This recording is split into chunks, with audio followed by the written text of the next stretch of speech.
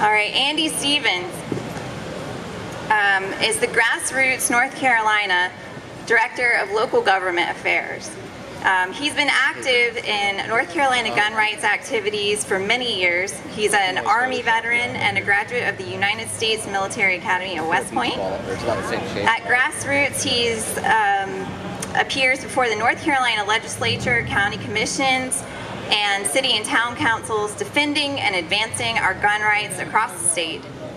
2 years ago, he was here in Orange County when the Orange County commissioners were debating pretty much banning recreational shooting in the county.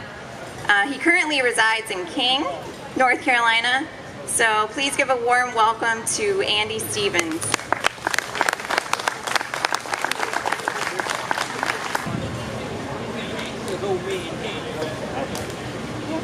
Good morning, everybody. Morning. Thank you for being here today. Thank you to this organizing committee for pulling this all together. Thank you to my fellow speakers for sharing your perspectives on our constitutional rights and freedoms. It's important that our message be heard. Far too many politicians pretend to be our friends. Far too many politicians pander come election season, but fail to deliver once elected to office. And nowhere is that tendency more prevalent than right here in North Carolina right now. Sadly, our conservative supermajorities in the legislature sold us out in the session that just concluded. While the House took action and passed the pro-gun rights bill, House Bill 746, there were still 8 Republicans who voted in lockstep with the likes of New York anti-gun Mayor Michael Bloomberg, Governor Roy Cooper, and your own Orange County Democrat representatives Greg Meyer and Verla Insco against constitutional carry for North Carolinians. Far worse, however, the Senate supermajority leadership callously calculated your future vote was in their bag, even if they chose to completely abandon us and this good gun bill. They did not even consider this bill for a vote this session.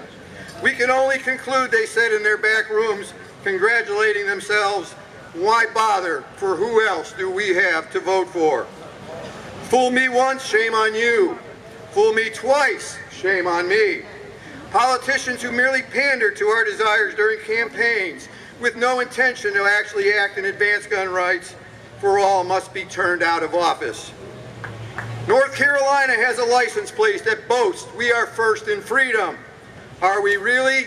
No, sadly we are not. 14 states now have constitutional carry. 34 states allow some form of carry on educational properties to protect educators and their students. Is North Carolina first in freedom among them? No, we are not. We lag far, far behind. Numerous North Carolina counties, municipalities across this state continue to deny us our right to protect ourselves and our loved ones in taxpayer facilities we pay for. We stand here today unarmed because local politicians proactively deny our rights here. Sadly, it is a responsibility of both Democrats and Republicans who deny us our fruits of freedom. What can we do here, assembled today, to change this? Well, number one, don't blindly throw your support behind any party thinking they are the party of limited government, constitutional freedoms, and gun rights. Our state's Republican Party is currently infiltrated with many that are considered Republicans in name only. Today, Democrats in record numbers are changing their affiliation to run as Republicans in party offices from judge to county commissioners. If you, like me, want meaningful change, you must vet all your candidates for office carefully. I encourage you all to sign up for our GRNC alerts. Our Remember in November campaigns provide you objective evaluations of candidates for office. In this past primary election, for example, our GRNC PVF recommended congressional challenger Mark Harris over a lukewarm Robert Pittenger in the 9th Congressional District. Mark Harris won that right. Closer to home, I'll point out the fate of a former mayor of Morrisville, Miss Jeannie Holcomb. Several years ago, we ran an effective grassroots campaign to put in a conservative pro-gun candidate that replaced her and denied her bid for re-election in that town here. It can be done. We together can accomplish good things.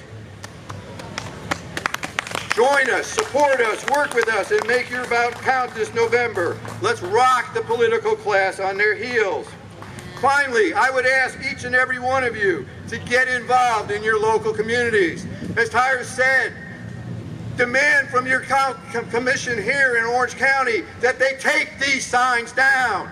Demand that they take these signs down. I have traveled this state for 5 years.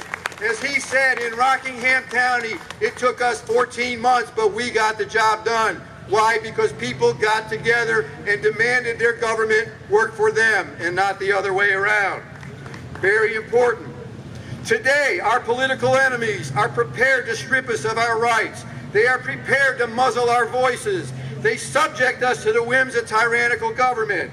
We assembled here today must demonstrate resolve, not unlike that of our founders, each of whom, when affixing their signature to our Declaration of Independence, did so mutually pledging to each other their lives, their fortunes, and their sacred honor. We here today all should do no less. Again, thank you for being here today. God bless us all, our state of North Carolina, and these United States of America.